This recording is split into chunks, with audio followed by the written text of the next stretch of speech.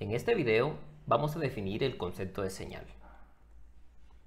Formalmente vamos a definir una señal como cualquier cantidad física que varía en función del tiempo, el espacio o cualquier otra variable o variables independientes. Para ilustrar este concepto voy a recurrir a un osciloscopio que funciona a partir de la tarjeta de sonido de mi laptop. Como pueden ver, en pantalla hay un osciloscopio que me muestra o visualiza los cambios de intensidad en el sonido producidos por mi voz en función de la variable tiempo. Así, en el eje X tenemos la variable tiempo y en el eje Y tenemos una tensión eléctrica en la tarjeta de sonido. Esa tensión eléctrica cambia a medida que estoy hablando. Volviendo a la pantalla, ahora estoy mostrando un fragmento de la señal de audio con una duración de 25 milisegundos. En esta gráfica, el eje X me representa la variable tiempo. Entonces, en este caso, la variable tiempo es la variable independiente de mi señal. Por lo tanto, podríamos definir esta señal de audio como una señal unidimensional x de t. Ahora cabe preguntarse, ¿qué medida física me representa esta variable x?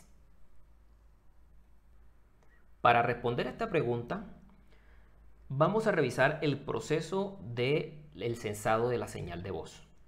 La señal de voz tiene una fuente, que en este ejemplo corresponde a mis cuerdas vocales, que al vibrar producen cambios de presión que se transmiten a través del aire en función del tiempo. A esta señal de presión vamos a llamarla Rho de T. Estas vibraciones a su vez llegan al micrófono, el cual convierte los cambios de presión del aire en una señal de tensión eléctrica que vamos a llamar X de T. Observen que en ambos casos la variable independiente es la variable tiempo. Como el micrófono convierte una señal de presión en una señal de tensión eléctrica, el micrófono está haciendo el papel de transductor o sensor. Ahora, finalmente, esta señal de tensión eléctrica X de T va a la tarjeta de sonido del computador, la cual digitaliza a la señal X de T, de tal forma que la señal pueda ser interpretada por el procesador del equipo. En este proceso, la tarjeta de sonido hace el papel de un conversor análogo digital, que convierte una señal continua X de T en una señal digital X de N. En módulos posteriores vamos a revisar al detalle lo que sucede en este proceso de conversión análogo-digital. Lo importante es que independientemente de los procesos intermedios, esta señal X de N está asociada a cambios de presión en función del tiempo. Entonces, X de N se corresponde efectivamente al concepto que acabamos de ver de señal. Esto es una cantidad física, que en este caso es presión, en función de una variable independiente, que en este ejemplo es el tiempo. Existe una gran cantidad de señales que tienen uso y aplicación en distintos dominios. Esta diapositiva muestra un listado de señales en diferentes dominios, tales como la medicina, la electrónica de consumo, la automatización, el control industrial, la robótica y la inteligencia artificial, entre otros. Cada una de estas señales se puede representar mediante una función de una o más dimensiones, es decir, en función de una o más variables independientes. Para los que estén interesados, los invito a consultar los procesos de adquisición y representación de este tipo de señales para que se hagan una idea de los campos de aplicación que tiene el procesamiento digital de señales.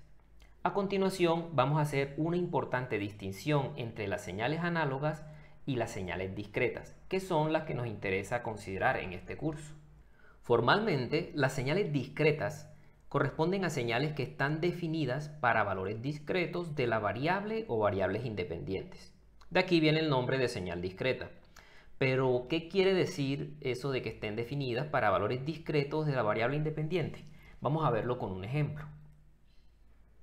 Si consideramos la temperatura mensual promedio de la ciudad de Bucaramanga, tenemos una señal de temperatura en función del mes, tal como se muestra en la gráfica. Solo para valores de la variable independiente correspondiente a un mes discreto, a un mes concreto, tenemos un valor definido de la variable de interés, que es la temperatura.